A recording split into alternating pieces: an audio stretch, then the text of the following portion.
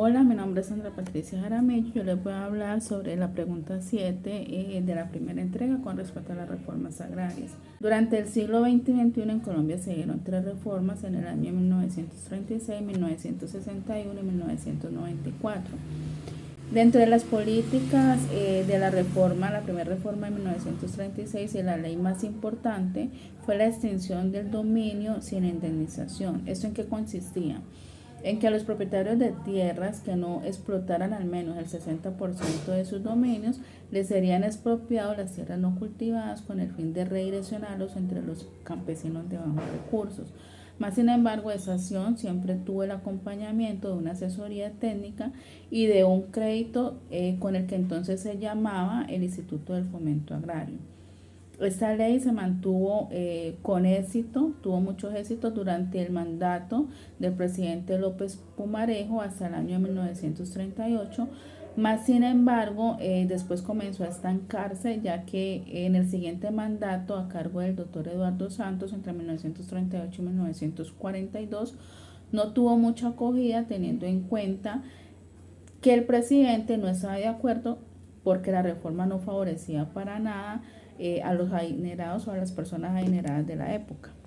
La segunda reforma agraria fue en el año de 1961 con la ley 135, en donde se fundamentaron tres lineamientos principales o estratégicos para los campesinos. El primero de ellos fue la dotación de tierras a los campesinos que carecían de ellas. El segundo lineamiento fue la adecuación de dichas tierras para que continuaran o para que procedieran a la producción como tal. Y el tercer lineamiento y el tercer punto principal también fue la dotación de servicios sociales básicos como complemento de otros apoyos siempre basados en la producción, en las tierras y en el campesino. Y la tercera ley fue la ley 160 del año 1994, en donde se creó el Sistema Nacional de Reforma Agraria y Desarrollo Rural, y aquí se estableció un subsidio para adquisición de tierras.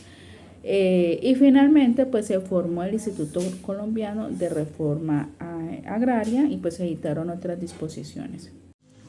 Hola, buenas noches. Mi nombre es María Paula Aros. Bueno, en este caso la pregunta elegir fue sobre la deuda externa y la relación que tiene respecto al PIB del siglo XXI.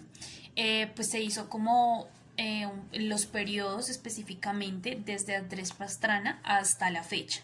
Entonces, una de las causas en el periodo presidencial de Andrés Pastrana fue el déficit que tuvo el gobierno como tal en el momento que empezó a privatizar todas las empresas. Entonces, en ese momento como que empezó a venderlas y ya en total no había como nada como tal del país, sino solo habían empresarios de otros países que empezaron a comprarlas, entonces efectivamente ya acá el país casi no tenía empresas de nosotros mismos. Con Álvaro Uribe hubo un abuso como tal excesivo de todo lo que tiene que ver con el presupuesto nacional.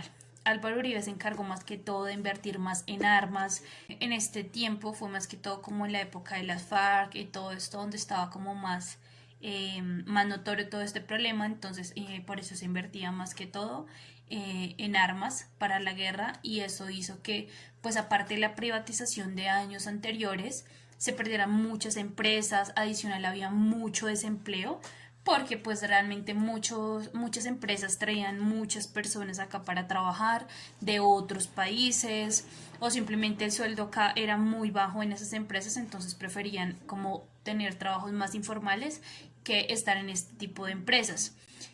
Con Juan Manuel Santos fue más que todo el problema que había con el petróleo y en la parte de los mercados internacionales. Entonces digamos que el petróleo bajó totalmente y esa fue un problema, pues hizo que también la moneda de nuestro país cayera. Adicional hicieron como inversiones muy excesivas en el presupuesto que teníamos en el país para todo esto que tiene que ver con lo del proceso de paz que lo tuvo pues Juan Manuel Santos y la inversión fue muy grande. A cabo de todo lo que pasó en los años anteriores en el nivel de desempleo era muy alto y el PIB pues también digamos que estaba muy en promedio, más o menos el 26,7%. en la época en que estuvo Juan Manuel, que fue del 2014 al 2018. Y por último, pues pasó con Iván Duque, que se afectó mucho, pues como tal, la deuda externa a este momento, especialmente por las afectaciones que se tuvo por el COVID. Había mucha pobreza, hay mucha en este momento, porque estamos pues viviendo en este momento toda la parte del desempleo, como muchos negocios, empresas cayeron en quiebra. Entonces hay como mucha falta de oportunidades y demás. Buen día, querida tutora, mi nombre es Ingrid Rodríguez. En este video corto voy a hablar sobre la pregunta 4 y la pregunta 6 de la última entrega. Pregunta número 4, estructura y análisis del acuerdo de paz en Colombia bajo el gobierno de Juan Manuel Santos en el 2016. El acuerdo de paz fue un suceso muy importante para Colombia, trajo beneficios y un poco de tranquilidad después de más de 50 años de violencia por parte de este grupo armado. Este plan se previó que se iba a poder desarrollar de 4 a 8 meses, pero en realidad tomó 4 años desde el 2012 al 2016 y se tomó 3 fases. La primera fase fue la fase exploratoria, donde se sentaron las mesas de negociación. Se decidió que las negociaciones se iban a hacer en un lugar fuera del área de conflicto o la zona de conflicto, que sería el país en Colombia. Esas negociaciones se llevaron a cabo en Cuba. La fase 2 fue la fase fin de conflicto, que es en donde se firma el acuerdo y se para el conflicto. Se firma el 24 de agosto del 2016. La fase número 3, que es la de construcción de paz. Las FARC tienen 180 días a partir del 24 de agosto del 2016, día D o día 0. Tienen 180 días para entregar las armas, para entregarse a la justicia, para reparar víctimas, para confesar sus crímenes y aceptar los beneficios que les ofrece la firma de este acuerdo. La esencia de este acuerdo es que las FARC dejan de ser un grupo armado. El primer plan de gobierno que inició en este siglo en el país de Colombia fue desde el 2002 al 2006 bajo el mandato del expresidente Álvaro Uribe Vélez. Este plan se caracterizó por erradicar la violencia originada por los grupos armados al margen de la ley, delincuencia urbana y delincuencia o violencia ocasionada por las bandas de narcotráfico. El gobierno centró sus esfuerzos en hacer más presencia de las Fuerzas Armadas, el Ejército, Fuerza Aérea, Policía Nacional en todo el territorio colombiano. Se vieron resultados positivos, se bajó los índices de violencia y criminalidad en Colombia. Les costó a los colombianos un precio alto por medio de impuestos y también este gobierno dejó un saldo negativo en otros aspectos que afectaron bastante a la economía colombiana. El segundo plan de gobierno que se presenta en Colombia es el conocido como Estado Comunitario, que va desde el año 2006 al 2010, dirigido por segunda vez por el expresidente Álvaro Uribe Vélez.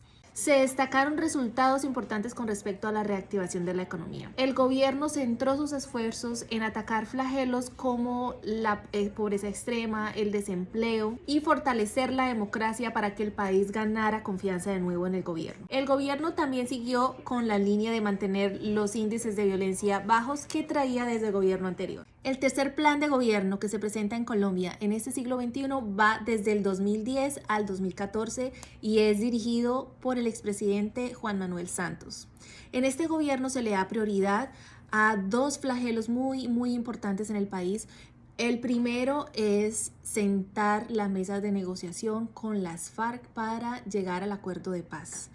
Y el segundo tiene un carácter más social, donde se trabaja en dar más oportunidades de vivienda y educación. Se desarrollaron oportunidades para personas de bajos recursos, con subsidios, bajos impuestos para adquirir vivienda. Se generaron muchas becas para la población de bajos recursos también y se vieron resultados de mayor cobertura en educación para todos los colombianos. El cuarto gobierno que se presenta en la segunda década del siglo XXI en Colombia va desde el 2014 al 2018 y es liderado por segunda vez por el expresidente Juan Manuel Santos. En su gobierno sigue la línea y continúa con el acuerdo de paz que finalmente se firma el 24 de agosto del 2016. En su primera parte de su gobierno se centra mucho en las negociaciones y llegar a un acuerdo con las FARC. Otro aspecto importante del gobierno de este periodo es que sigue con su línea social, en donde se hace énfasis en la erradicación de la pobreza extrema, se generan planes para desarrollar nuevos empleos. Y como dice, como se caracteriza este plan de gobierno Todos por un Nuevo País, se estimula la economía y a los colombianos para que estudien y para que aprovechen estos planes que ofrece el gobierno.